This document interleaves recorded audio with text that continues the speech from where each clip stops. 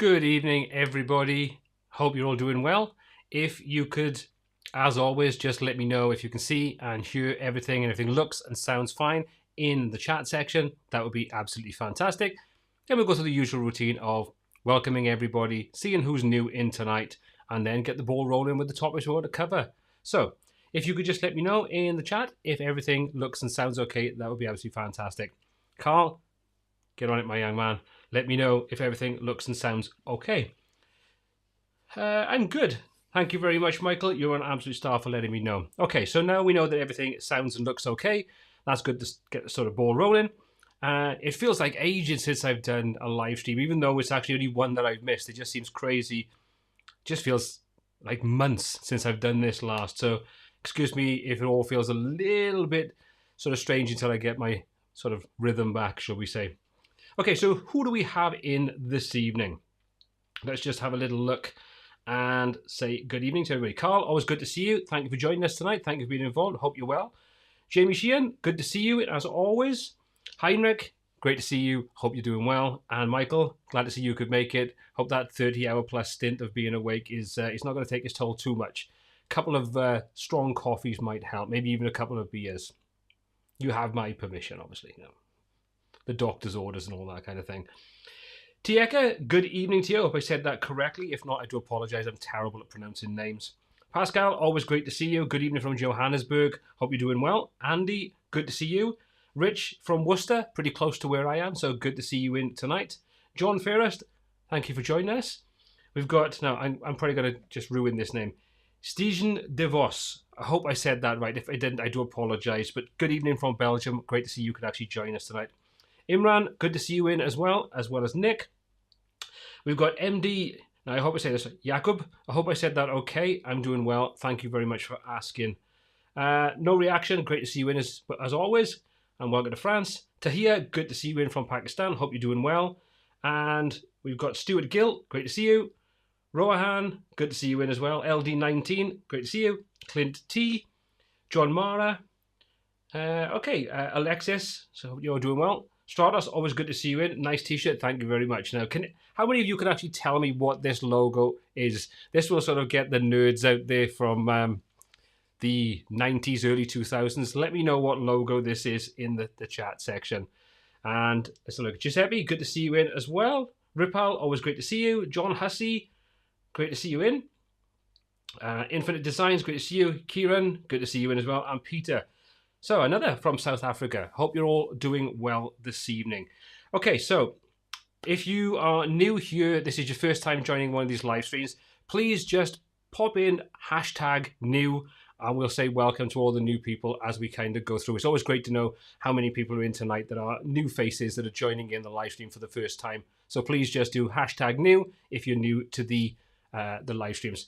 Spot on, Stuart. You are absolutely right. You've got the award for being another old man in tonight. So, Imran, Valve, exactly. It is the Valve logo. Half-Life.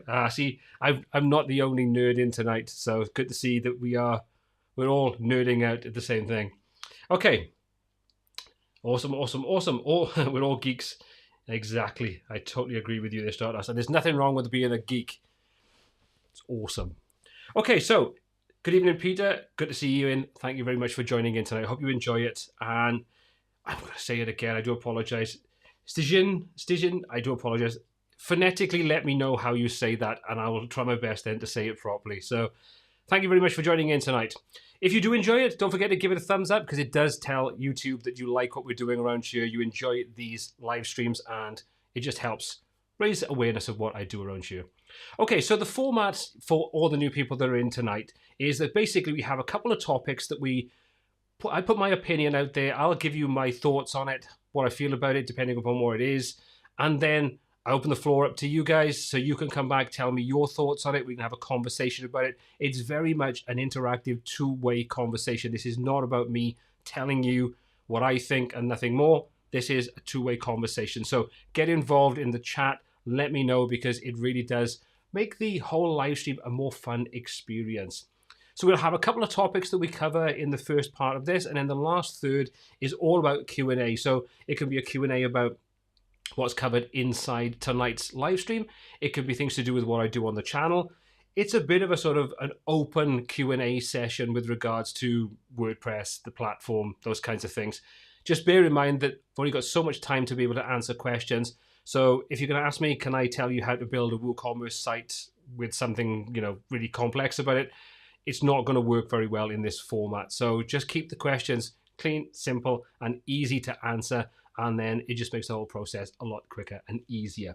Okay, a couple more hellos, and then we will get started with the first topic, which I know is a hot topic tonight. And it's just something that I want to talk about. Not so much about getting involved in any kind of drama, because I don't think there's any point in that, but I do think this is very important for the future of this particular product. So we'll talk about that in a moment. So who do we have in that's new? Let me just do a quick search so I can just welcome you all tonight. Peter Welgemode. I always said that right. Welgemode. Thank you very much for joining in. Stijan DeVos. Great to see you as well. Again, I do apologize for probably butchering your name. And Alexis FH. Thank you very much for taking the time out of your day, your evening to join into the live stream. And like I say, hope you enjoy them. As always, anybody else that's new that joins in tonight, just do #new so I can check out and say hello to everybody. Okay. Damien, good evening to you from the UK. Jamie, let's just say, can you tell me how to get some sweet WordPress Tuts merch if it exists? It kind of exists, but it depends where you are in the world. If you're UK based, it makes it easy. But I am kind of looking into things like Teespring and some of these different kind of companies to see if it's viable to create a range of merchandise, t-shirts, things like that, mugs and things, to do with the Design, Create, Inspire and the WP Crew kind of branding and things like that. So there will be. I just need to get my butt in gear to actually find some methods that are easy to maintain and let anybody that's interested actually grab some merchandise. So stick with me, Jamie, and I will do my very best to get something sorted out so you can grab some merch. Okay, Neil Cole, good to see you in tonight from the UK. Hope you're doing well. Okay, so Stan, that's easy. That's much easier. Stan DeVos, thank you very much for phonetically letting me know so I don't butcher it anymore. Cyan, good to see you in. Thank you very much for joining in. Kamal, good to see you too. And we've got Mr. Gecko, new in, and we've got Jeremy. Thank you very much, guys, for joining in tonight. It's great to see you in here. Okay, first thing we want to talk about then, slide 1. The Advanced Custom Fields Pro and free, obviously, Aquisition. I kind of want to know what you think about it. I'm going to give you my opinion. I'm going to just let you know where I am with the whole situation, with what's going on. And then we can just open the floor and see what you think, your thoughts and feelings. And if I'm honest, after seeing the reaction to the tweet that I put out yesterday evening, I think it was, with regards to this acquisition, I think there's a lot of people that really are very concerned and also a little bit frustrated. So if you're unsure about what's happened, is ACF has been acquired by another company. Let me just quickly check what I'm talking about, because I can never remember the name. It's something Brains. Is it? I can't remember off the top of my head. They bought it, lock, stock and barrel. The problem is not so much the acquisition, because that can definitely be a good thing moving forward. Because Elliot, I understand, is pretty much down to him sort of managing and maintaining the software. And as it's grown and grown and grown, it's really become something that's probably needs a team behind it to not only develop it, but also to maintain it, support it, all the kinds of things that go along with having a very popular piece of software like Advanced Custom Fields and Custom Fields Pro. Delicious Brains, that's it. Thank you very much. Now, Delicious Brains, I've never come across them before. We do have several tools out there that are highly regarded, and as a company, they have been very highly regarded. So I think it's come as a bit of a shock to a lot of people that have seen this acquisition, that they haven't been totally transparent about what they're going to do with the lifetime deal owners.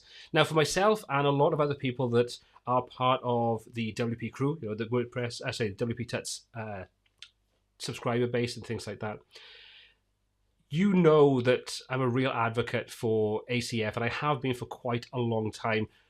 Before the LTD came out, when the LTD came out, and also since it's gone away. So it's one of those platforms that I've got a real love for. I really do think the ACF platform is an incredibly solid platform. It's really, really good. You know I create a lot of content for this platform. So it was one of those things that when I saw the acquisition, the first thing I thought was, what's going to happen to the people like myself, like a lot of other people that are part of this channel, that bought that lifetime deal? You know, for people in UK, America, Europe, and things like that, the cost that it was, which I think was something like, was it like $79 or $129? It wasn't particularly expensive for the lifetime deal. And I think a lot of people jumped on it because it was so cheap. However, cheap is a very relative term. You know, if you are based in the UK, based in the US, based in a lot of Europe kind of thing, that kind of money isn't necessarily a lot. You know, people can invest in that and play with that software. Whereas there are some other countries that could be a week or a month's worth of wages to buy into that.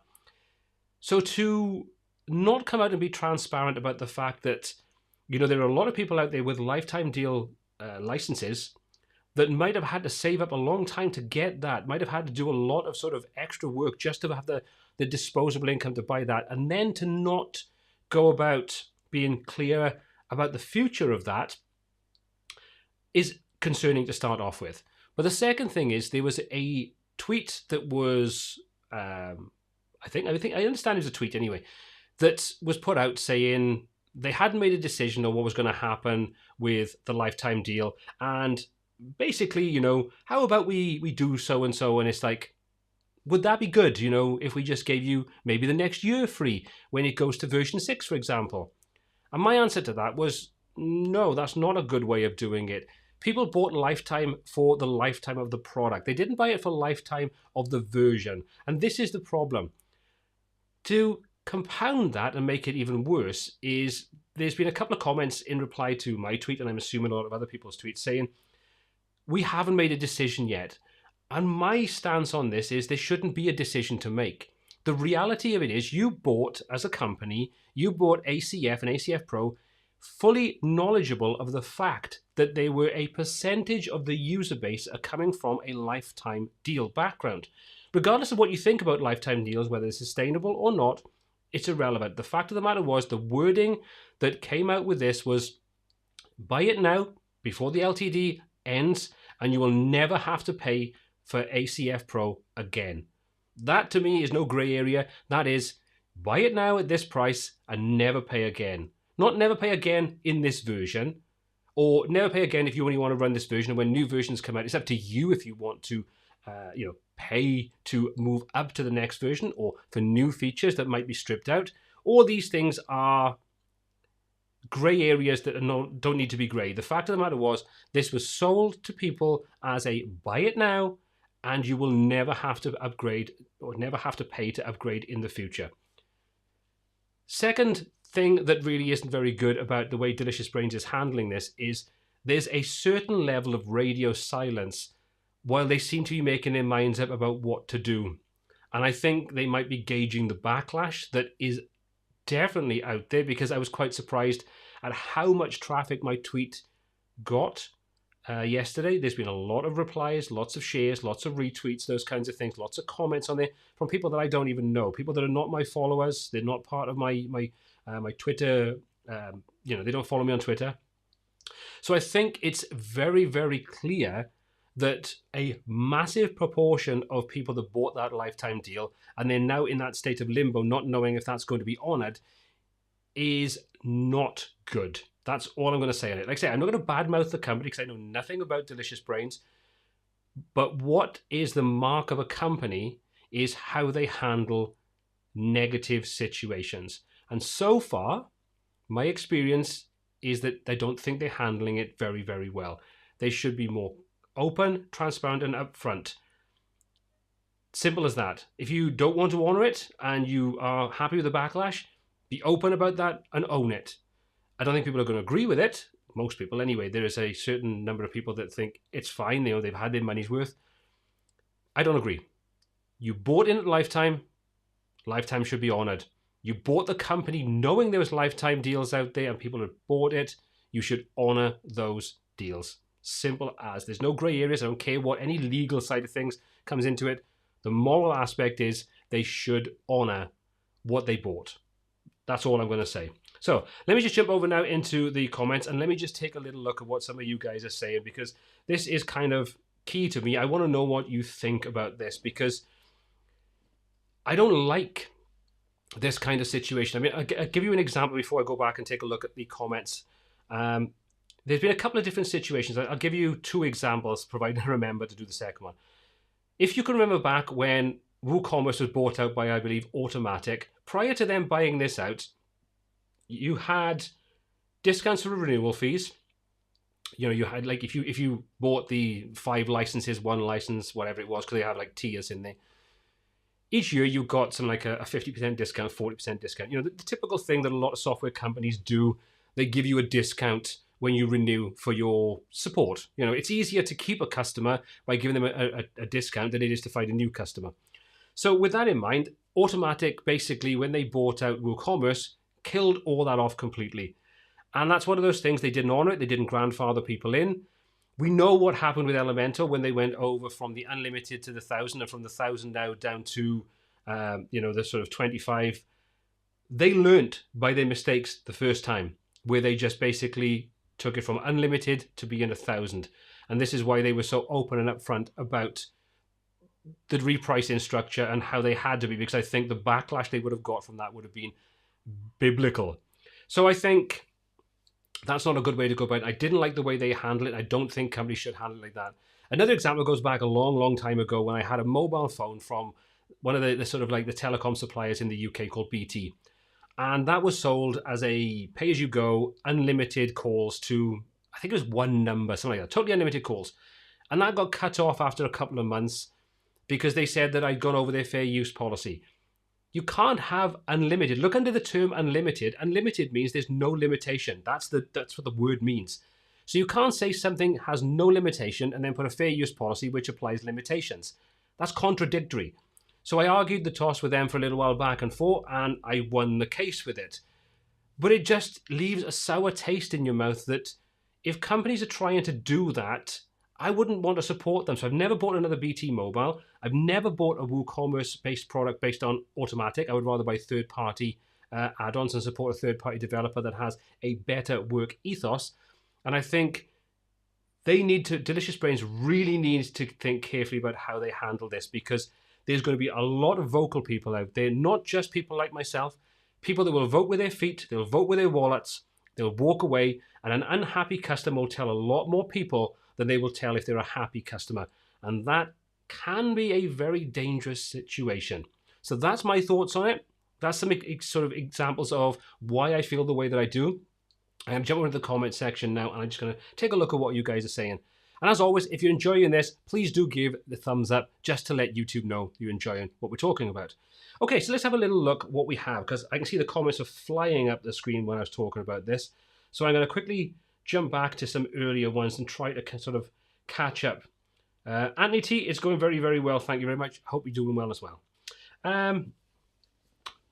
Let's have a little look. Let me find. I've been using some Delicious Brains services since 2018. For the most part, they are legit.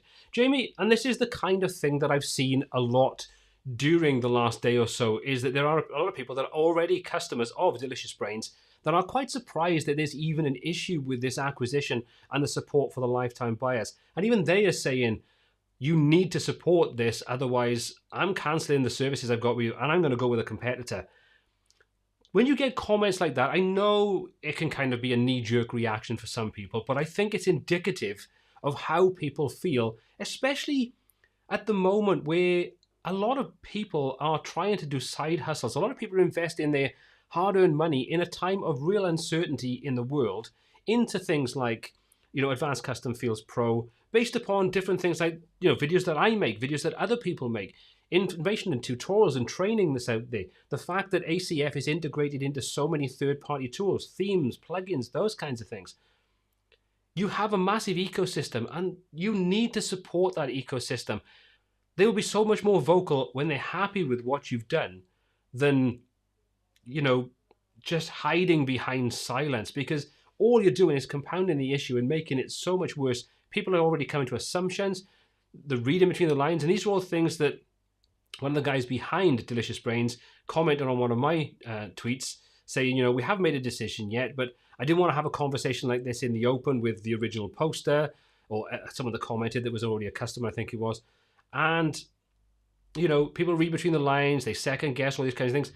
But by the fact that they're not actually answering any questions being open and up front, it's making that 10 times worse. You know, you just have to make a decision. You should have had this decision in the bag before you even announced the acquisition.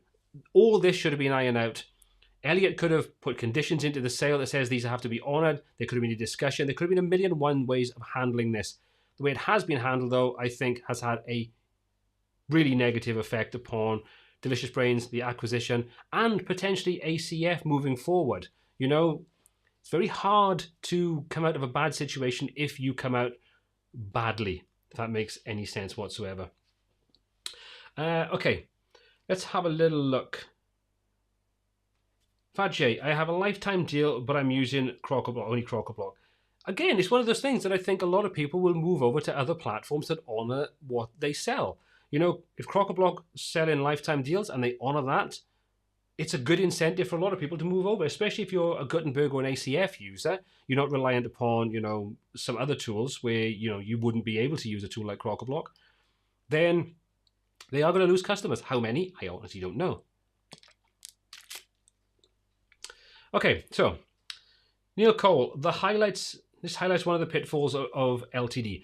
I do agree and I disagree. And I had this conversation again on Twitter earlier on.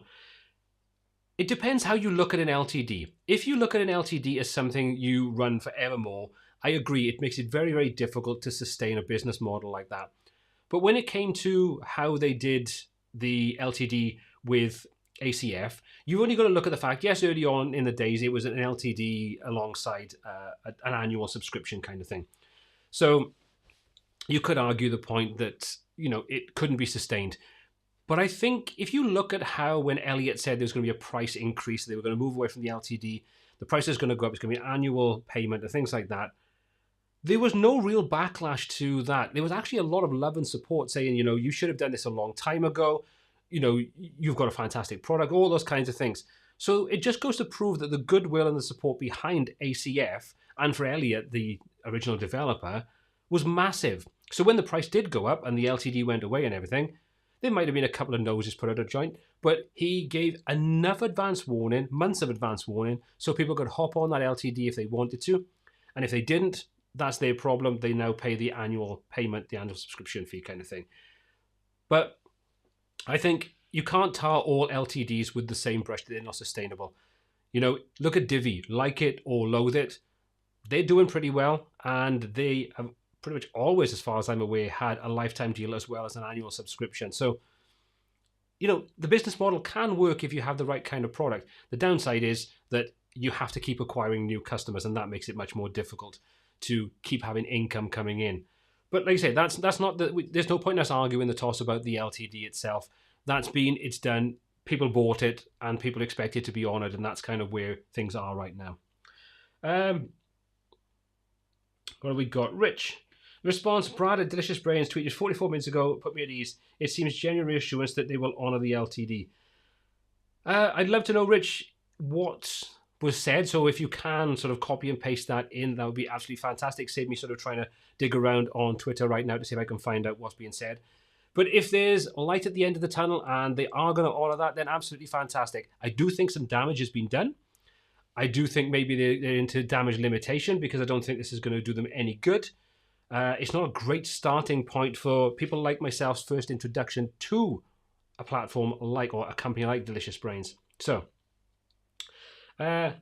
exactly, John. Lifetime deals are lifetime deals. Exactly. I know you can argue what's lifetime. Is it my lifetime? Is it the software's lifetime? Is it the version's lifetime? But when it comes to, excuse me, when it comes to ACF, if you look at the wording, and again, this was shared, I think, on the Facebook group, which incidentally, if you're not on the Facebook group, you can just join up with the link that you can see over there. Just head over there, join up, become part of the WB crew. But there was a link posted on there to, or an image posted on there to the original wording for the LTD, which was basically buy it now, buy it at this price, and never have to pay for ACF again. Like I said earlier on, there's no grey areas in there. It's not never pay for this version of ACF or anything else like that. It's never pay for ACF Pro again. Simple. No grey areas. Clean, simple, plain, and plain as day. So, you know, for me, that kind of just says you got to honour it. Okay. That's okay, Carl. No problem at all. If you're in a business meeting, young man, business comes first. Glad you could join us as always. Okay, so let's have a little look. What else do we have? Jamie, backlash. Comments from the company shouldn't require a backlash to make a decision. Yeah, exactly. This shouldn't be a backlash. This should have been decided. This should have been talked about. This should have all been settled, excuse me, before any announcement was made. As I said earlier on, if they wanted to kill off the LTD, they should have had all of that outlined from the get-go and then stick to it. You know, own what you're going to do. Don't be wishy-washy about it. Excuse me, I got a bit of a dry throat tonight. Andy, let's have a little look what you're saying, young man. Honour agreements as they were transparent before the sale and part of their IP of the brand. Building brand equity on an established customer base. Yep, you have to be. You know, the fact is, this was clear, transparent, and no grey areas whatsoever. Anyway, Esther, I have Lifetime ACF, bought it in 2012. 2012 or 2021? Either way, if you bought it in 2012 or 2021, you should still have the Lifetime forever. So, yeah, Lifetime should be in Lifetime, period. Exactly. Okay, so that's the first thing I wanted to kind of talk about. Let's just have a little look. Now, anybody that's joined in partway through this, if you have any questions you want to talk about that don't fall into the topics we're covering in this first section and the second section, hold those until the last part, which is a Q&A session. Post them up there then and let me know. And you can do hashtag WPTuts if you want to direct it at me. And I will do my very best then to answer as many of those as I can. But bear in mind, please, that I can only answer realistic questions that don't take me 20 minutes to answer them, so we can get as many questions in as possible. So tag them with hashtag WPTuts, and I will do my best to answer those in the last portion, which is the Q&A session. Okay, Goran, no problem if you're late. It's fine. You're with us. Okay, let's have a little squiz. Okay. My audio fluctuates. Anybody else having any issues with the audio tonight? It seems to be that, I don't know if it's because I'm running Wi-Fi to the laptop to do this as opposed to hardwired. But hopefully everything will pan out. It'll be okay. So fingers crossed. Let's have a look. One of the other things that kind of came up, which I didn't like as well, and some people sort of recommended this, is, well, maybe don't offer support for people that have a lifetime deal. Again, you can't do that because they didn't buy into the software with no support. They bought into the whole platform. The platform included support. There was never a mention of no support. But the thing is, most people that are going to have bought into a lifetime deal maybe 2 years ago, because I think the lifetime deal's been gone for quite a while,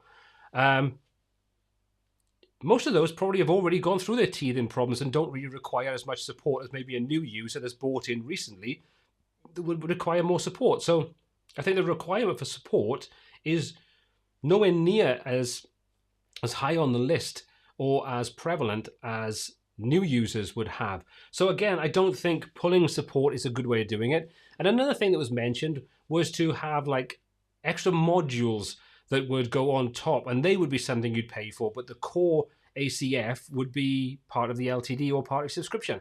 Again, I don't see how that model would work, and I don't see that was the way that ACF was sold. ACF wasn't modular. ACF was a one product. It was one piece of software that did its job. Yes, you had other things like custom post type UI to do your custom post types and other tools to do other things like, is it Advanced ACF or something like that, or ACF Advanced, which is a third-party add-on that opens up more things. But again, to me, that's stripping out, you know, that's like buying a car that doesn't come with a steering wheel. But you can buy it as an optional extra. Well, I can't drive the bloody car without the steering wheel, and you can't use ACF fully if you have to pay for extra features or you have support stripped out. So just honor it as it is, as it was sold, which is the product, plain and simple, support the product and everything else that goes with it for all versions. So that's my thoughts. Okay. Is it even legal? I mean, you have a receipt for a lifetime deal with the product. Now, this is one of those things that there was a couple of comments on my Facebook group earlier on where the legalities of it kind of came up, and I don't take this as being that I'm giving any kind of legal information, because I have no idea, because different countries are going to have different laws and different rules when it comes to things like this. But the wording was basically the contract that we took out with the lifetime deal was with Elliott and Elliott Condone something Holdings Ltd, something like that it was. Whereas now it's owned by a different company. So our original LTD and our contract was potentially with that company, and now it's been sold that it's no longer with that company because it's with a different company. So therefore that legal binding contract is no longer legal and binding. But I can't see how that would be the case. I'm no lawyer, and no legal background, and if I'm wrong, please do let me know.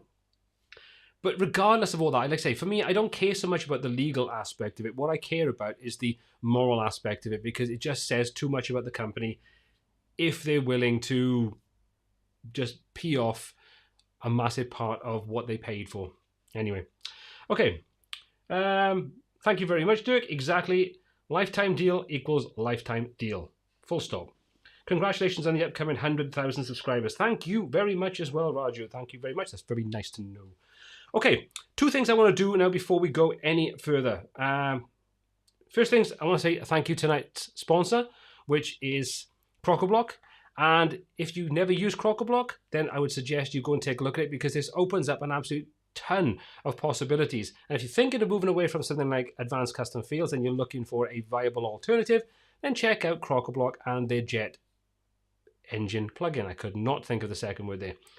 Incidentally, I'm doing a whole series at the moment on getting started with Jet Engine, and I've got a ton of videos on there showing you how to do very similar builds to what I've shown you on how to do with advanced custom fields. So check that out. That's one of tonight's sponsors, so thank you very much, Crocoblock, for sponsoring me. Visit crocoblock.com to check that out and take a look at some more options. Okay, so that's that side of things all ticked off. We've kept the sponsor happy tonight. Okay.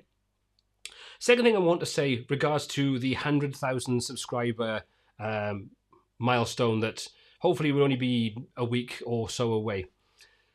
I'll be doing a live stream as soon as we hit that 100,000 subscriber goal.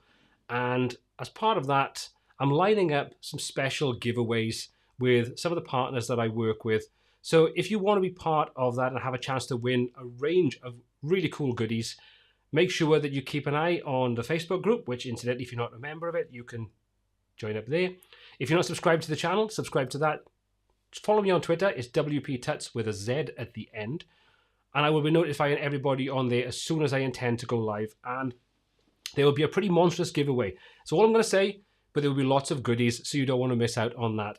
And all you need to do is be part of the live stream to have a chance to win. So the more of you that are involved in it, the bigger the chance of winning. I don't know, I'm going with that. You know what I'm talking about. Okay. Carl, love the t-shirt. Me too. It's awesome. Half-Life. What can I say? I just like the t-shirt. It looks pretty cool. Okay. So the next thing I want to talk about, let me just quickly go down to the end of these comments because there's lots on here. I'll try to go back to some of these as well a little bit later and talk about things a little bit more in the Q&A session. Okay, so the second thing I want to talk about tonight is the Elementor roadmap that was recently released. If you are a Elementor user and you've been looking at what they've released, you might be thinking about time. Now, the thing that I want to sort of ask tonight is, the good news is that they have a roadmap of some of the features that we wanted to see. So what do you think? Is this good news? Are there pointless features in there? And what about timescales? Because let's be honest about this. We've been promised custom breakpoints. I think we were promised that from version 3.1, I believe.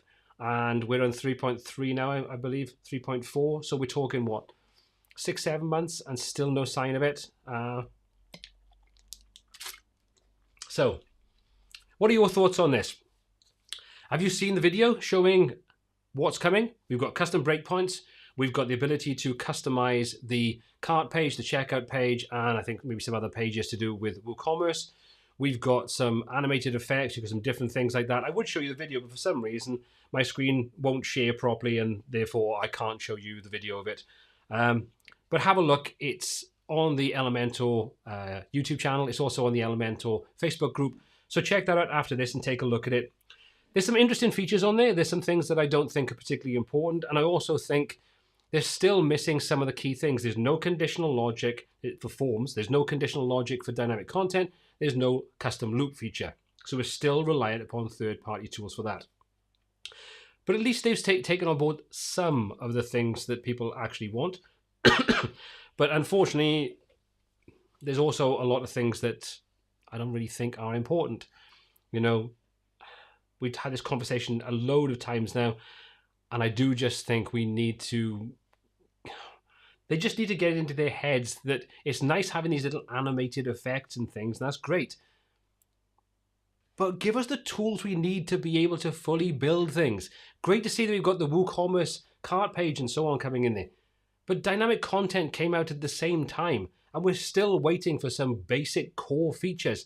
We're still waiting on, you know, things we have to use third-party plugins for. And I don't know if I said this in the last live stream, and I've talked about it somewhere else, but the thing that annoys me the most is we just don't seem to be getting forward. We don't seem to have the ability to just be able to use Elementor Pro and Elementor to do the things we need without relying upon third-party tools, which means that when it comes to updating, everybody bricks it because you just think something's going to break. Give us the main tools. Give us the things that we need to be able to fully build the websites that we want to build. Stop giving us half or 3/4 of a feature set and then leaving it for sometimes years to actually get what we need. So the other thing is, as well, we haven't been given any timescales for any of these. So again, it's one of those things, it's like, buy in now at our 50% discount, and we're going to be giving you these sometime in the future. Not right now, but you will have them, but we don't know when. But buy it at 50% off. So, your thoughts? Pascal. Probably said it a lot better and more succinctly than I just did, but exactly. The Pro version should be about functionality, not bells and whistles. How many people actually care about text on a path or 3D animations or any of these little things that have been added over the last couple of versions? If someone from Elementor came to you and said, right, you can have these little flashy things, or you could have a custom loop and dynamic conditions alongside the ability to be able to create custom cart pages and custom checkout pages, and even a custom account page section for WooCommerce. Which would you go for? I would say the bigger percentage would go, bells and whistles, cool. Give me the functions that I need to be able to stop my reliance upon third-party tools that cause me to have real headaches when I have to update, which we all know is pretty regularly. I don't know if you're the same as me, but it seems to be every other day there's an update rolling out for Elementor. Just stop with the bells and whistles. And I know there was the argument that I believe Verdi came up with a couple of weeks ago when I made a comment on a Facebook group. And it's like, well, if we don't give people the bells and whistles, the new shiny things, they get annoyed. But they only get annoyed, I think, because they've become accustomed to having the bells and whistles, the shiny things. They haven't necessarily, or they're not necessarily the users that would require those fully featured tools that allow you to create a full website, template files, theme files, all those kinds of things for e-commerce, for CMS, for any kind of website. It just strikes me as being the wrong way to go about it. Get those core things in there, because every time you add more flashy bits, you add more code to the site, which means there's more chance of things breaking when you actually get around to doing what people want with WooCommerce, with the theme builder, with dynamic content, those kinds of things. It just opens up more potential for more conflicts and more issues. Take the reliance we have away upon third-party tools to do basic things, and I think you'll probably find that Elementor would increase, and I think a lot of the negative sentiment that's out there with regards to these kinds of things would go away.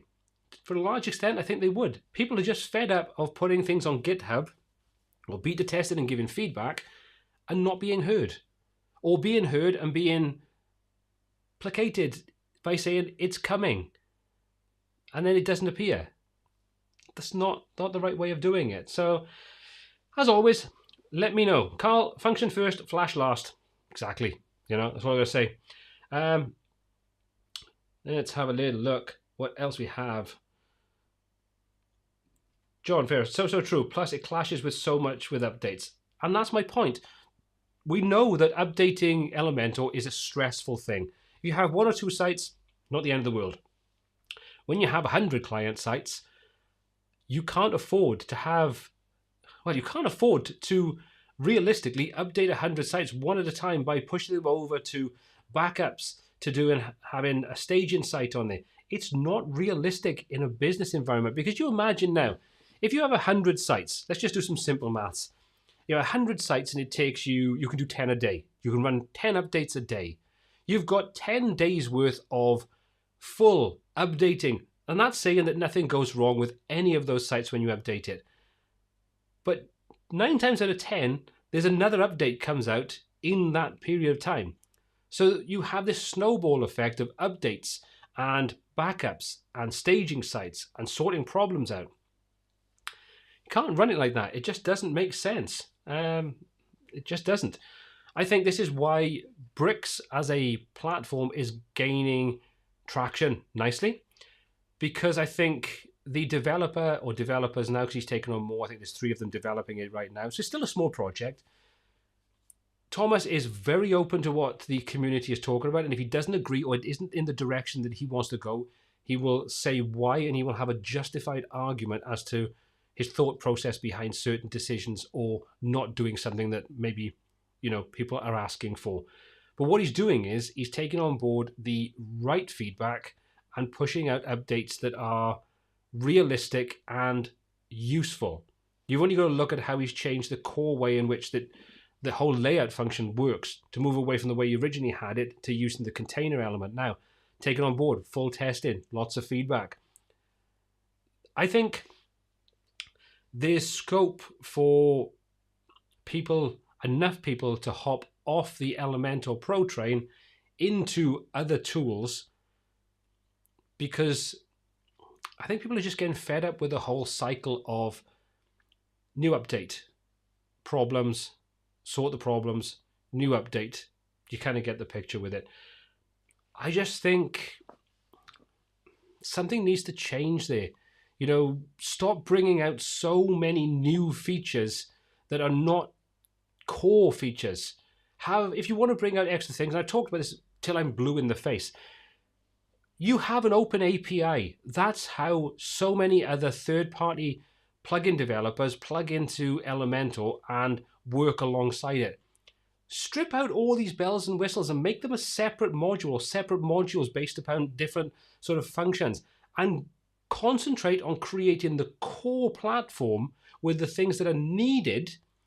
Text on a path is not needed. Dynamic conditions is needed. Customizing the loop inside WordPress is needed. These other things, not. Animation effects, cool. If you want animation effects, use Webflow. That's built around creating great animation effects and things like that. Elementor, I think, is just kind of hovering around, not knowing which way it wants to sort of put its tentacles in. Just sort of put some roots in there. It's like, I put some roots in there, but I need to put some roots in there as well. Oh, well, that looks good. I'm going to do a little bit with there as well. And now I'm going to try to keep everybody happy. Stop trying to keep everybody happy. Focus on the core product, making it as solid, as reliable as possible with the features that are needed and not the features that are glitter on top. That's my thing anyway. That's how I feel about it.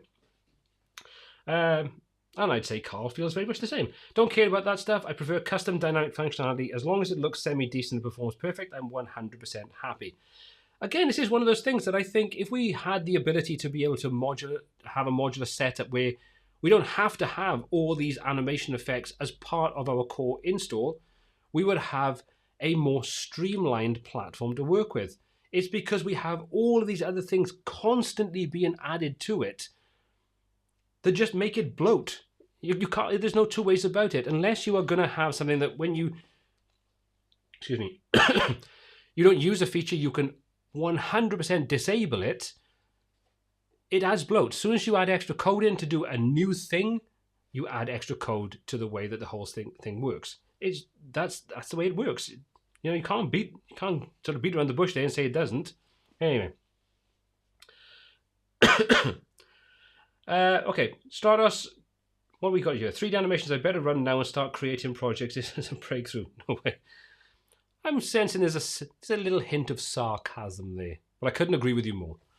Elementor doesn't update easily, sadly. No, it does not. It's usually a bit of a pain in the bum, especially when it's a major version comes out. You can guarantee there's going to be teething problems for various different people. And the biggest reason for that is that we are still reliant upon so many third-party tools to get the job done. Take the reliance away, we reduce the risk of having issues when we update. So it's one of the reasons why I kind of get so frustrated with the whole thing. I just think there's just so much scope to make this into an amazing, amazing platform, and it's just, I kind of feel that they've kind of painted themselves into a corner. I don't think they're the only company that have done this kind of thing. I mean, I can imagine it's been a real headache to have grown so quickly, to try to keep millions of people happy, to sustain a free model as well as a paid model, to sustain all the other things that they're trying to do around it, like the education setups, those kinds of things, and the support forum and stuff like that. So I don't envy them in the slightest, but this is the cross you've made for yourself to bear. You know, you kind of have to consider this is where you wanted to be. You wanted this massive user base, and therefore with that comes criticism. You know, I will be the first to say if something is good, something is solid, and something is rolled out and done a good job with it, you know, I'll be the first to congratulate them. And like I say, I do honestly think that Elementor is a great platform. It offers so much. And I think the reason I get so frustrated with it, and probably the same as a lot of other people when it comes to being vocal about it, is that we can see how it could be so much better and how it could reduce some of the frustrations that we have in it as a platform. So, you know, these kinds of criticisms, they are coming from a good place. It's not a case of we're criticizing for the sake of criticizing. In the same way that I suppose there are fanboys out there of Elementor, and nothing you say will ever dissuade them from their investment in it, and they will shoot you down as soon as look at you because you have a dissenting opinion on something that you might feel strongly about in a different way to the way they feel strongly about. Okay, so I'm going to take a look at a couple of comments, and then we're going to open the floor up for the Q&A. We're going to have a little bit of a chat and see where we're going from there. Benny, it seems like Elementor is more interested in the single licenses and not the agencies. All the bells and whistles are for the guy in the office and knows WordPress. So he makes the company's website. Yeah, you could well be right. Yeah, you could well be right. I don't know. I honestly don't know. I don't think many of us have any inclination on what or where Elementor actually wants to be in X number of years' time. You know, they've obviously got a roadmap, and I've been told on numerous occasions that Yoni, which I think is the CEO, he's the head honcho in the company anyway, he's got a very definite roadmap of exactly where he wants the company to be in the next 5-10 years, whatever that is. And I just don't think any of us are privy to it. So we don't know the reasons they make certain decisions. We can only look from the outside in, see how that has an effect, see how the community at large responds to those things and the frustrations and the adulations and things like that come about as part of what they're doing, what they're releasing, and how they're going about it. It does just feel a little fragmented with just the bells and whistles and the lack of updates to the core features that I think we all need. Okay. Jamie, I don't know how Elementor handles their dev teams, but they should have a team for performance, another for features, another for core, another for security, have 15 million in funding. I wonder how much of that 15 million is actually left. I would be curious to know how that actually has panned out. But again, I don't know how they've set things up there. They might well have different departments for different things like that. We just don't know, because I don't feel like as a company they're very open. I also don't feel like they're very approachable. You know, you get some companies that are very open, a part of the community. I mean, a good example, and I'm not saying this as a fanboy, but Crocoblock are very good in their community. The CEO is involved in the community from time to time. You know, you've got the high-ups in the company get involved in the conversation. When criticism is leveled, they talk back about the criticism, they take on board.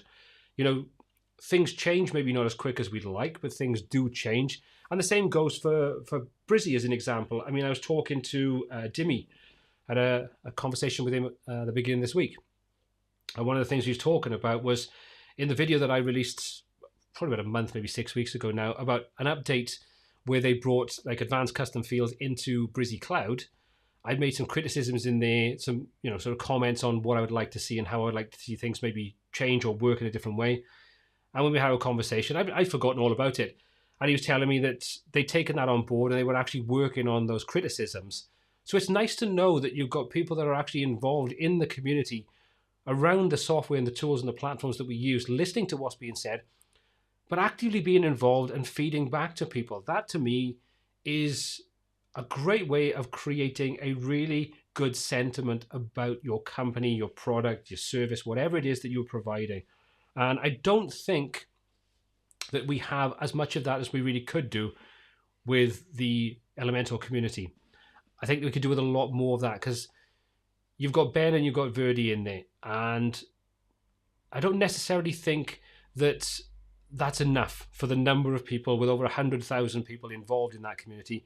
I think they need more people to talk and be open about the future, the direction, the things that they're doing, and why they make some of the decisions that they make.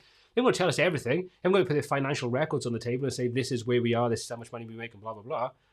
But I do think that, how can you say, that Wizard of Oz kind of mentality where you've got the wizard trying to make everything seem like magic and not being open to what's really going on is a good way to build rapport with your user base. That's my opinion anyway. I don't know. You know, I think we just need to take these things into consideration when we consider what is going on, and that we're just not privy to the decisions that are being made. And I don't think we ever will be until they're actually out there in the wild, and that's it. That's all there is to it. Okay, so that's how I'm going to wrap up what we've talked about with regards to Elementor and ACF. And what we're going to do now is we're going to have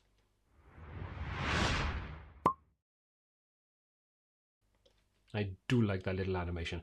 We're going to have our Q&A session. So if you've got a question for me, just use the hashtag WPTuts, and I will do my very best to take a look at what's out there and answer those.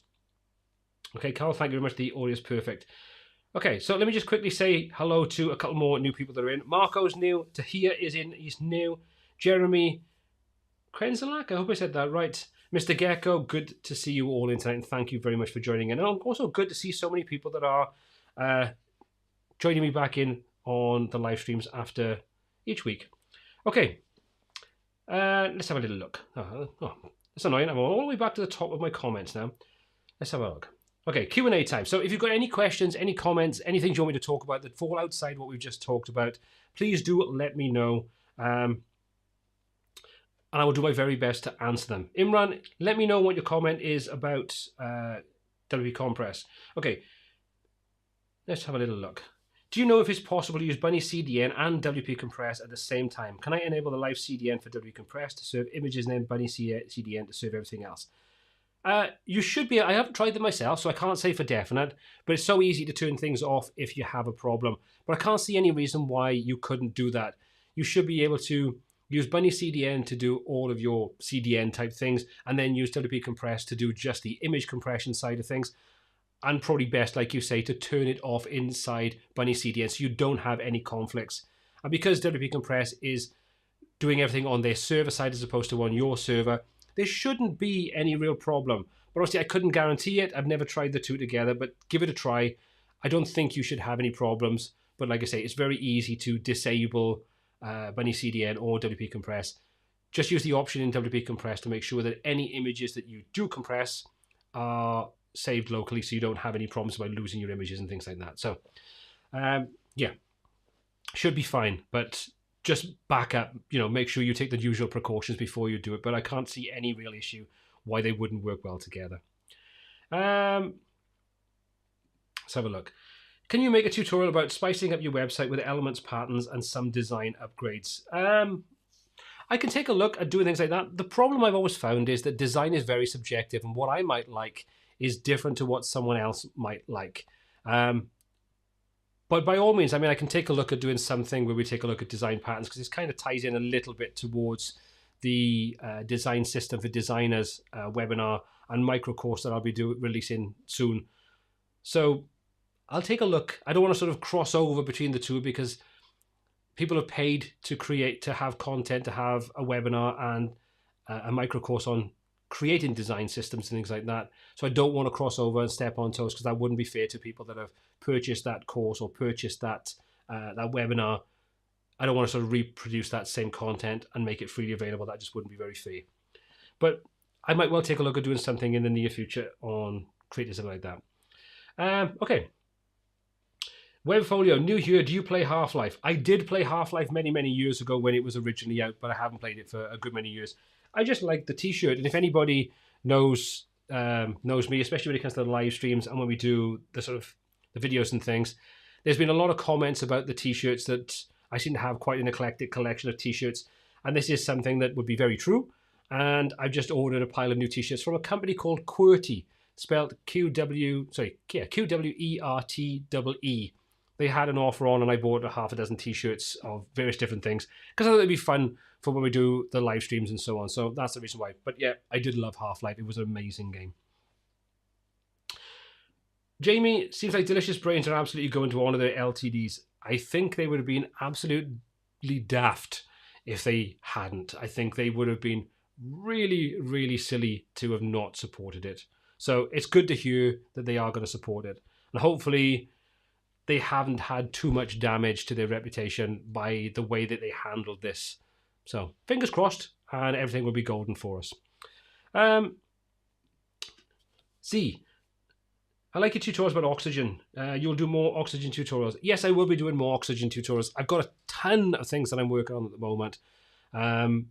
Both sponsored content with companies that I'm working with, a project to do with my studio, which hopefully I'll be able to tell you about and maybe take you along with in the near future, but I'm not going to say any more about that, as well as the Crock-a-Block series that I'm currently working on. So there's a lot of things in the pipeline, a lot of things being worked on at the moment, but absolutely there will be some oxygen tutorials. I really want to take a look at oxygen when it comes to working with WooCommerce. I know it's not particularly strong from the comments that I've had. Stratos is a good example of knowing a lot more about oxygen than I do. So if you want more oxygen tutorials, check out Stratos tutorials on YouTube and have a look. He's got a ton of tutorials on using oxygen, so take a look at that. But yes, I will be doing some more oxygen tutorials in the near future. Not straight away, but they will be more. Like I say, first ones will probably be concentrating on WooCommerce, and then probably some more to do with dynamic content, because that's kind of where I think I can add value to that. You know, people like Permaslug, for example, are already doing a fantastic job of creating great content around oxygen. So is Elijah, who's one of the oxygen team. They're creating great content. So there's no point in me redoing exactly what they've done. So I'll concentrate on doing things that would be more akin to what I like doing and what the channel's all about, which is dynamic content and things like that. But yeah, oxygen will be coming soon. Yeah, Stratos tutorials for oxygen tests, exactly. Thank you very much, Michael, for saying that. Let's have a little look. Alan, do these issues impact your own brand, as you are so well known for Elementor, ACF, and Crock-a-Block? No, I don't think they impact upon my brand. You know, at the end of the day, I create content around dynamic content, and I've been very sort of lucky in the way that I can look at other tools, other platforms, and create content that is not being restricted to specific tools like Crock-a-Block, to Elementor, those kinds of things. And again, one of those things I want to do, because I can't believe we're already 6 months into the year, it's flying by. But I am going to be taking a look at some of the other page builders out there, the other tools out there that allow us to create dynamic content and link it to tools like ACF. It doesn't have to be ACF. We've got other tools there like, you know, Metabox and different things like that, you know, pods, those kinds of things. So there are always options out there. And I think that's one of the things that I want to come across from myself, from the channel, from the content that I put out, is that don't be restricted by specific tools. If you find that, you know, you don't like the way that, for example, you know, Delicious Brains handle ACF, and you think, I don't want to use ACF anymore, there's still options out there. The same goes when it comes to Elementor. there are options out there. It might take a little bit of learning. You might have some limitations. You might have to modify how you do things. But I think these are only ever going to be short-term limitations because more companies are embracing dynamic content. And I think Bricks is one of those things that I'm hoping, after my conversation with Thomas probably a while back now, where I talked about dynamic conditions for dynamic content and also custom loop. If they can build that into Bricks early on in its life cycle, you could do so much of what you do right now using Elementor Pro with Bricks without the need to rely upon Elementor at all. So listing websites would be so much easier. The third-party tools like WP Facet, like Search and Filter Pro, which incidentally, I've been talking to the developer of that. There's a new version of that that's coming out soon with a completely revamped interface. So I'm excited to see how that pans out and give that a test run. And hopefully that will clear up some of the things and criticism I leveled at Search and Filter Pro for it not being a particularly easy plugin to get your head around the copious amounts of settings that you had there. So no, I don't think it impacts upon my brand. I mean, at the end of the day, I am the WP Tuts brand. And while I get behind products like Elementor and like ACF and so on, I've got no vested interest in the company. I've got no shares in the company. So I'll go to whatever products I think fill a gap and do the job properly.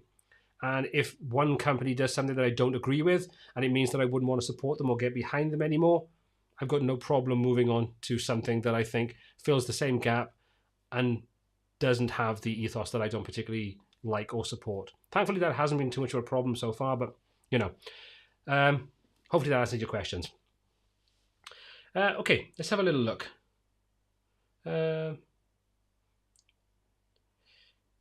Anthony T, can you talk to the Croco team about making their front-end form submission a bit better when it comes to the UI and being able to build it all in the Elementor editor? Your input might weigh more than mine. I can do. I don't think it would make too much of a difference. I've kind of leveled some criticisms at the front-end forms kind of way of working with things, or the forms, I should say, not necessarily the front-end forms, just forms in general.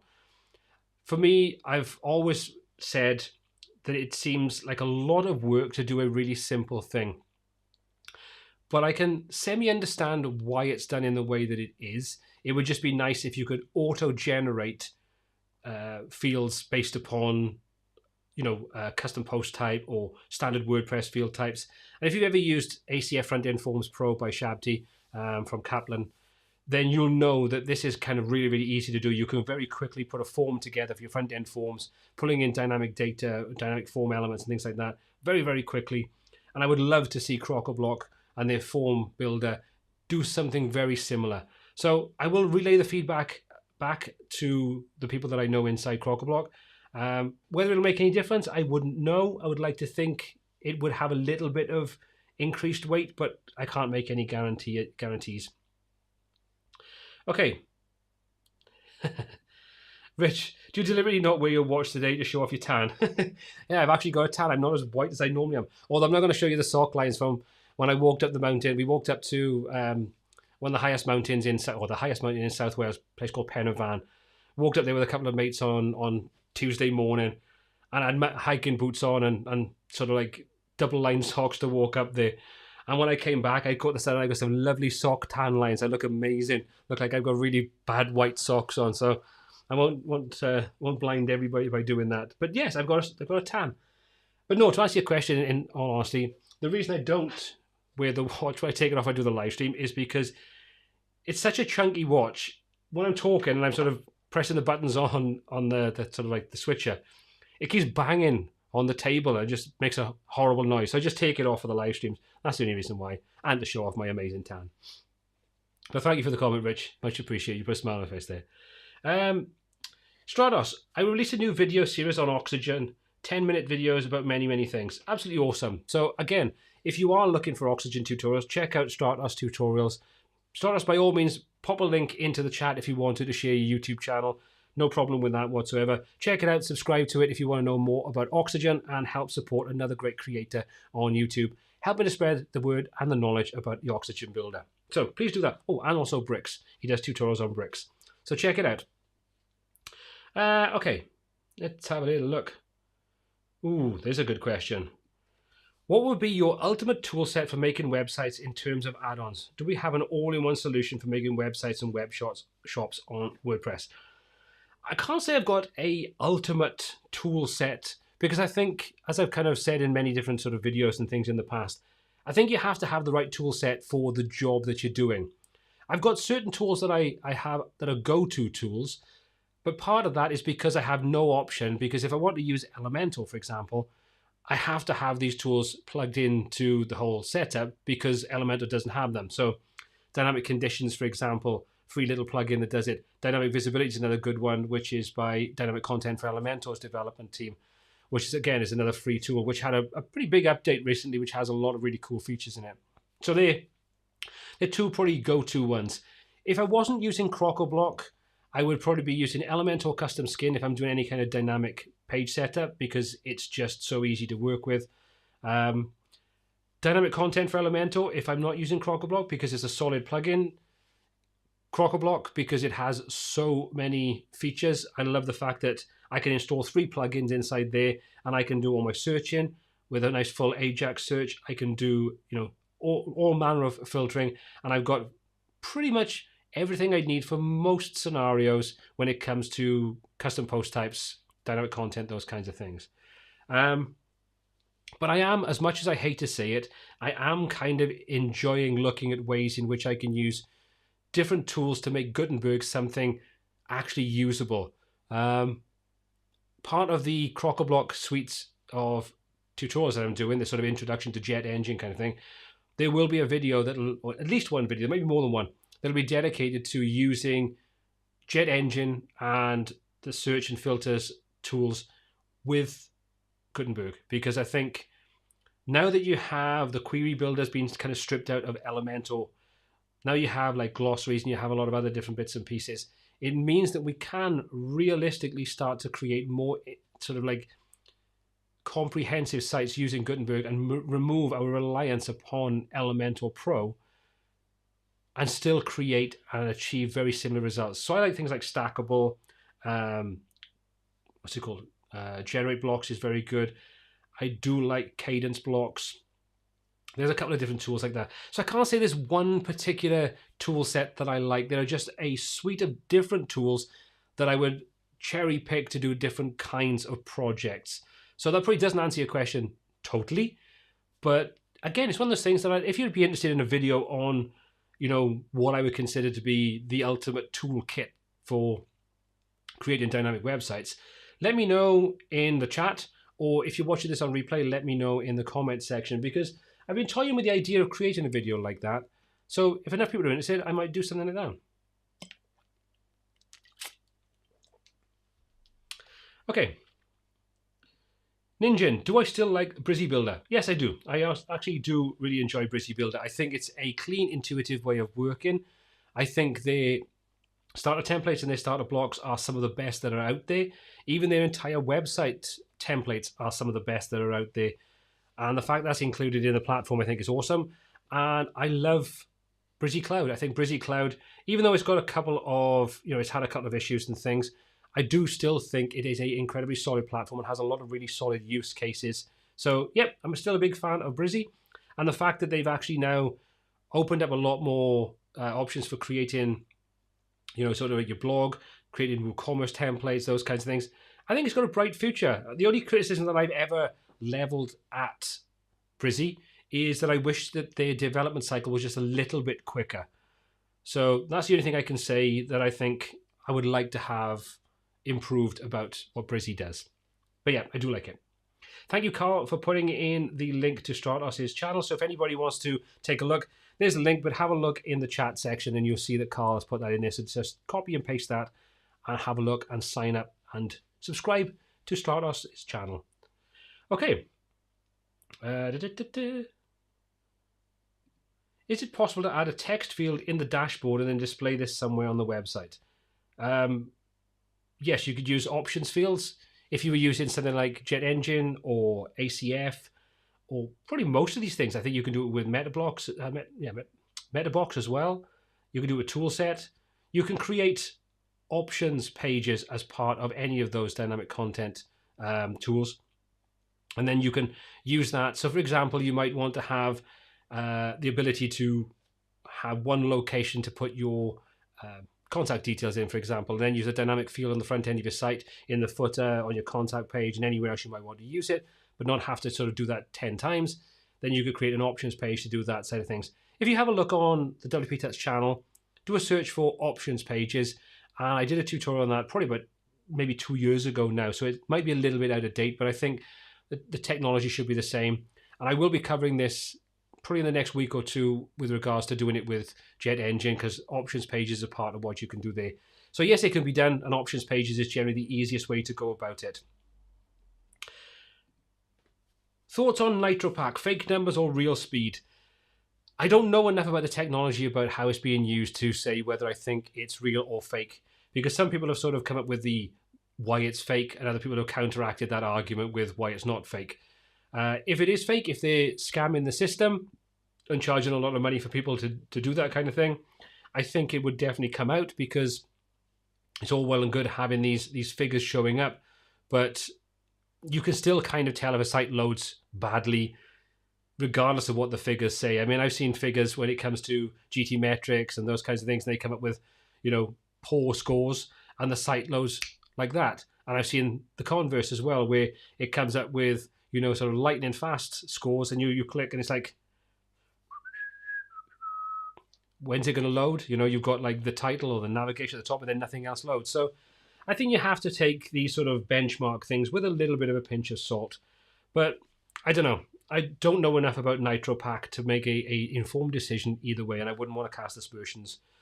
So, Paul, I do apologize that I can't give you a definite answer on that one. That's nice, Edward. We love your tutorials. Thank you, Stardust Tutorials. Good to see some love in you for Stardust. Like I say, Stardust joins in every single live stream, and he's doing solid work to help people get more out of tools like Bricks, out of tools like Oxygen, and so on. So speaking from a content creator's point of view, knowing how much effort goes into doing these kinds of things, it's nice to see people actually supporting people like Stardust as well. Everybody get out there and start sort of like supporting the creators that you like. That subscribe, that thumbs up, that comment that you leave actually makes a big difference, not just to, YouTube's algorithm and all that kind of stuff, but also for the content creator. If you've got constructive criticism, put it on there. Don't be mean about it, be constructive about it. If you think something could be done better, tell them, maybe look at doing this, maybe do it this way, it'll be useful. And on the flip side, if you think they've done something that you think that's just opened my eyes to possibilities I just didn't know existed, or they've just helped you find something you were stuck on, there's a certain setting you couldn't find and you've been struggling over that for days, and they've just created a video that's 3 seconds long and it just shows you how to do it, just tell them. Tell them they've made your day. It means the world. So share the love and subscribe to Stardust Tutorials. And also, while you're at it, if you are interested in Oxygen, go and check out Permaslug. Go and take a sort of search on YouTube for his channel, and also the official Oxygen channel, because like I say, Elijah's doing some great tutorials on there. And I think between those 3 channels, you should have huge resources for getting so much more out of Oxygen, whether you're a beginner or you're intermediate level. You've got tons and tons of content there. So go and show them love. Go and hit their subscribe button. Give them a thumbs up. And if you don't like what they do, remember it's thumbs down button twice, because that helps too. Okay. Okay, Video Boy. How does your hourly care plans look like? Is it good to bill monthly or annually for care plans? This is very subjective and very dependent upon how you want to run your business and how you want your cash flow and how you want to allocate your time. If you are just one person doing this kind of thing and offering maintenance and care plans and things, if you have 10 clients on board and they're demanding clients, you are suddenly in a position where you might not be making much money, but you're doing a heck of a lot of work. So I would say you have to look at how you go about structuring your business and how you want to sell those care plans and how much of your time you can actually delegate to providing care plans. Now, care plans come in lots of different things. They can be software. In other words, you just have your licensing and those kinds of things. It could be updates could be included in that, as in updating the software. Backups can be included in it, content update, design updates. There's a lot of different things that go into all of that kind of maintenance side of things. Now, what I would suggest is if you want to know more about these kinds of things and you want to get a great community where you can ask these questions and get lots of different opinions to make up a much more informed decision than you can get from just one person like myself, then head over to the Admin Bar Facebook group. It's a great place to get involved with people that are involved in freelancing, web design businesses, doing it as a sideline hustle. You'll get lots and lots of really, really useful help and support. But I would say I wouldn't generally do an annual one if you want to offer updates to content and updates to design and so on. That can be a bit of a pain. If you are going to do things like your licenses, for example, are going to be included in your maintenance, then annual is more than enough, because only once you need to build them every year for the license for, the theme you might be using, hosting maybe, for example. I can't say there's a right or wrong way to do it. Annually works for some things and monthly works for others. Alternatively, do the things that have a recurring sort of fee every year as an annual, and then provide a maintenance plan that's a content update maintenance plan, design update maintenance plan, whatever you want to call it, and do that as a separate thing. So you're going to bill annually as part of your hosting and so on. So once a year they pay for that. And then if they want to have updates, they can have a rolling contract with you, which they can have an allotted number of hours per month if you want to do that. Or what I do is they have a block of time that costs them X amount of money, and then they can use that in a 12-month period, and they can use it as quick or slow as they want. It doesn't roll over to the next year, so if they don't use it, they lose it. However, if they use it very quickly because they have a lot of demands on their website, what they need to have done, then they can buy another one once that runs out, and another one and another one. So there's lots of ways you can do it. For me, I have hosting is billed annually. The basic software license fees is billed annually alongside their hosting. And then I run care or maintenance plans, which they can then buy blocks of my time, which are billed, annually, unless they want more than one. So therefore, once they've used it, they have to pay again for another block of time, if that makes sense. So I use a kind of a hybrid approach. Ripal, do you think content bot and neural text on AppSumo are good enough to get in and can replace phrase and conversion AI up to a large extent? Just want to know your thoughts again, as you must have tried again. The funny thing is, I haven't tried content bot because I think there's been a massive amount of these AI-based tools on AppSumo over the last couple of months, and it's kind of got a little bit silly on there. I have bought neural text, and I haven't actually even redeemed that code, which I'm going to have to do, otherwise I'd lose my 60-day thing on it. So I'm going to have to do that. I've got access to Conversion AI. I haven't tried it, but that does get great feedback. I do have niches, and I have another one. I can't think of the name of it. And depending upon what you want to use them for, then they can be pretty solid. I will honestly say they are getting much, much better. And I actually used, I think it's content something. I actually used that on the landing page that I created for the webinar that I released, I did last month. And I was really impressed at some of the ideas that it gave me. And you get like 5 different groups of ideas, and I basically cherry picked various different ones to create a hybrid of all those to get a good starting point. I didn't use them exactly as they were, but I did change a couple of little bits and pieces just to get it more into my voice. But they were great, I've got to be honest. And I think if you are not confident to create good sales copy, whether that's for emails, whether it's for landing pages, for websites, those kinds of things, use them as a sounding board, use them as a starting point, spin those ideas. There's lots of videos about how they'll run one lot of ideas, get the results, and then they'll take the ones that they like and they'll put those back in as the starting point and spin them up again to get more ideas and more suggestions. And, with a tool like Niches, you can do that as many times as you want because there's no limit to the number of times you can do it. So will they replace those? I think that's down to the individual. I think it all depends how you want to use them, what you want to get from them, and, how good the results are for what you put in. You still have to put content in there to get results. So you put rubbish in, you'll get rubbish out. So I suppose when I get round to the time of actually trying neural text, I'll let you know then if I think it's good or bad. But it gets good results. Sorry, it gets good feedback, I should say. So I will have to pull my finger out and take a look at it. I've just been way too busy, unfortunately.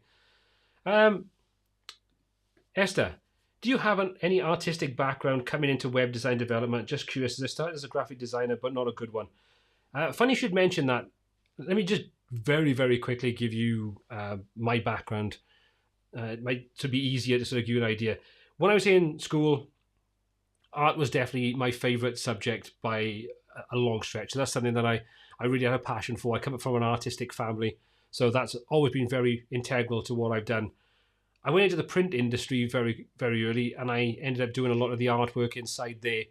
Moved on from there to look at setting up my own my own publishing business. So I went into further education to get qualifications in that, to set up a business there. And as things were, I actually ended up being training to become a tutor to teach adult education. I spent 10 years doing that, brought Photoshop in, Dreamweaver in, web design, graphic design, those kinds of things. Then moved on to becoming a director in a company, moved on from there to set up my own design company, and did that for 11 years before I moved on to freelancing. But I did logo design, branding, company branding, alongside web design, those kinds of things. So graphic design is part of my background. Am I good at it? Average. I've done some nice designs, I'd like to think, but I'm a bit of a control freak, so I don't like outsourcing my design work to other people. So maybe I'm my own worst enemy. But yes, there's a bit of a design background going on that kind of stems back to school, where art was my strongest subject. Yeah, so hope that answers the question. Right, we're going to do 2 more questions, and we're going to wrap this up in the next 9 minutes. Let's have a little look. Dirk, good evening to you. How far will Croco-Block go to work flawless with Gutenberg? Is it a priority? I have no inside knowledge in anything that Croco-Block does, so I've got to get that out there. I wish I did. I would love to know the inner workings of some of these companies. I think would be really interesting.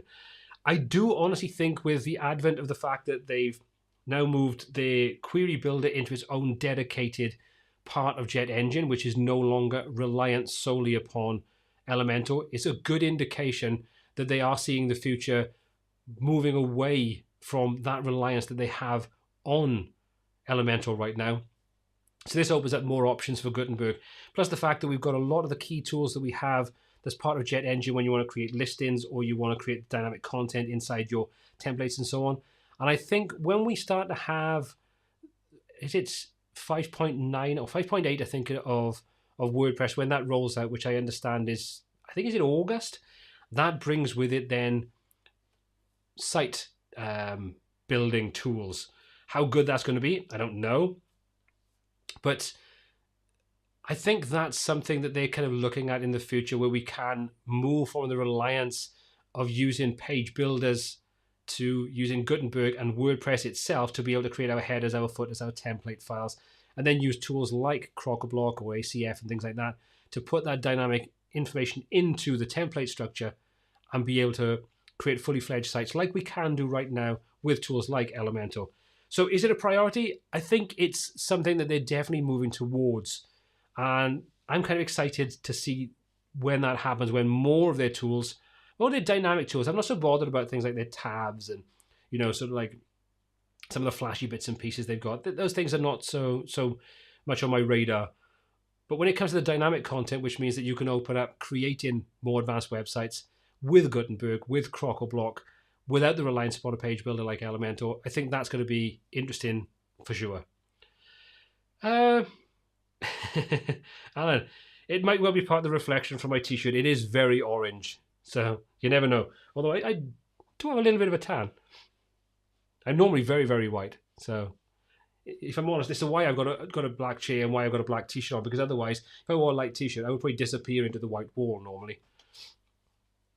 Okay, so Strata Super Chat, thanks for the shout out as always. Thank you very much, Strata, and no problem at all. Like I say, it's one of those things that I think people like yourself that are out there putting content out there, creating content. Ooh, we got our first thumbs down.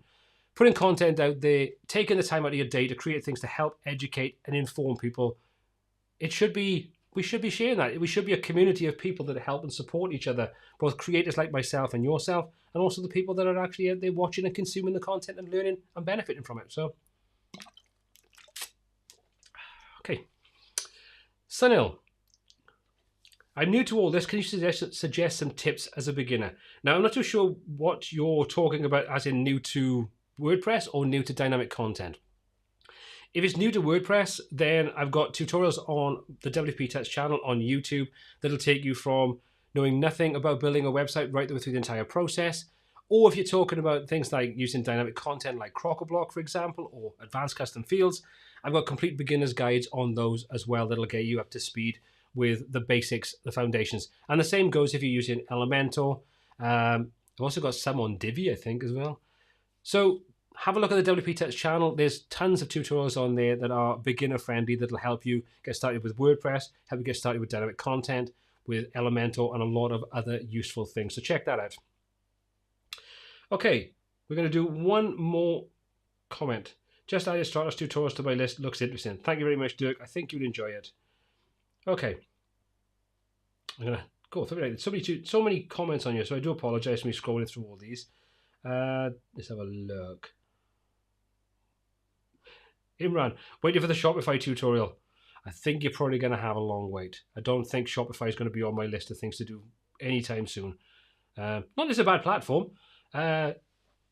Just don't really have any knowledge to be able to share it.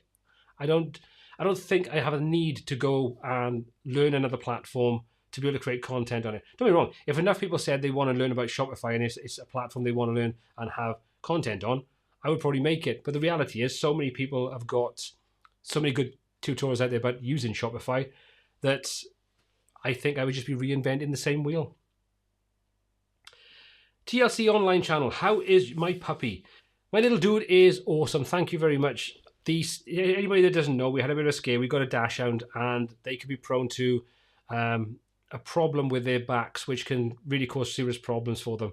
And we thought there might have been a little problem. He had a bit of a worry a couple of weeks back when I did one of my last live streams. So thankfully, we think it was just he'd maybe bruised his back or twisted a little bit awkward or something, but nothing serious, thankfully. So touch wood, everything is okay. But thank you so much for asking. It means a lot. Okay, let's have a little look. Can I suggest an LMS for school students and faculty? If I'm going to be honest, if you're talking about using this with something like WordPress, I generally don't think WordPress is the best platform to build an LMS on. I think if you want to build an LMS, and anybody doesn't know what an LMS is, it's a learning management system. It's where you have online training courses and so on. I think there are better ways of doing that where you have a dedicated platform that includes the video hosting, the security, the marketing promotion, community forum or community boards and things like that. So I would say I would look at something like Teachable or just one of those platforms.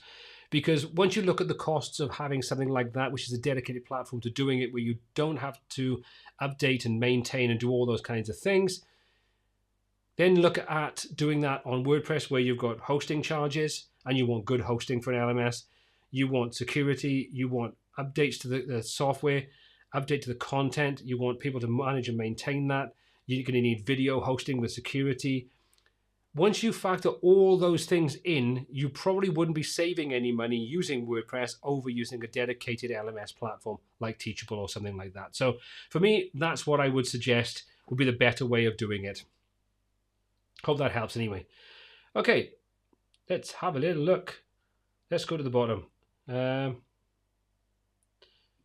you've been a huge help for me building my website. That's great to hear. That's exactly what I'm here for, is to help get people to build websites they've always wanted. Okay, so this is going to be the last question now. Do you think Bricks can be a replacement of Elementor respective to dynamic content? In the future, yes, I do think, if it is developed in the right way.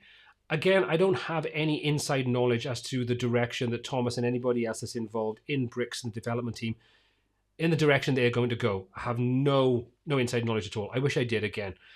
But what I'm hopeful of is that they will look at what people are actually asking for in page builders like Elementor, see what's not being delivered, and then deliver it to us in a convenient fashion. So if they can take on board my comments about, sort of conditional logic when it comes to dynamic data, and also the custom loop side of things, we can use third-party tools for filtering. We can use third-party tools for searching, and we can use third-party tools for creating the custom post types and those kinds of things. We're already used to using that, and I would say that would probably be the better way of going about it anyway. So I would say if those features are developed early on in its life cycle, like I said a little earlier, I honestly do think that it could definitely replace Elementor for dynamic content very quickly and very easily. Because when you look at it, Elementor doesn't have that much dynamic content-based tools. It really doesn't. It's very simplistic in what it has. The strength comes in when you use those basic tools that you have alongside the theme builder and the conditions you have as part of the templating system, and that gives you a really solid platform. But we still have third-party tools we have to use to do other things. So we're still reliant upon searching and filtering and those kinds of things using third-party tools, same with custom post types, same with meta fields, all those kinds of things. So yes, I honestly do think that Bricks could replace Elementor when it comes to dynamic content if they develop it in the right way. So that's my take on that one. So hopefully that will answer your question. Okay, so what am I going to do? Okay, so we're going to call it a day now, 7:30 in the UK. So we've done an hour and a half on this. So I want to just sort of wrap things up and say, first of all, thank you so much for your involvement in tonight's live stream. To all those that have joined in that are new to the live stream, hope you've enjoyed it. Hope you found it useful, informative, and you'd love to come back in 2 weeks' time when we do the next episode. As always, thank you so much for all of your comments, all of your questions, all of your feedback. And if you've enjoyed the live stream, don't forget to give it a thumbs up just to let YouTube know that you enjoyed it. I'm going to sign off here now, say, hope you're all well, stay safe wherever you are, and I will see you in a couple of weeks on the live stream. And also, I will see you in the comments, the chat, and everything else over on the Facebook group and in the YouTube channel. So have a fantastic rest of your day, and I will see you all very, very soon. Take care.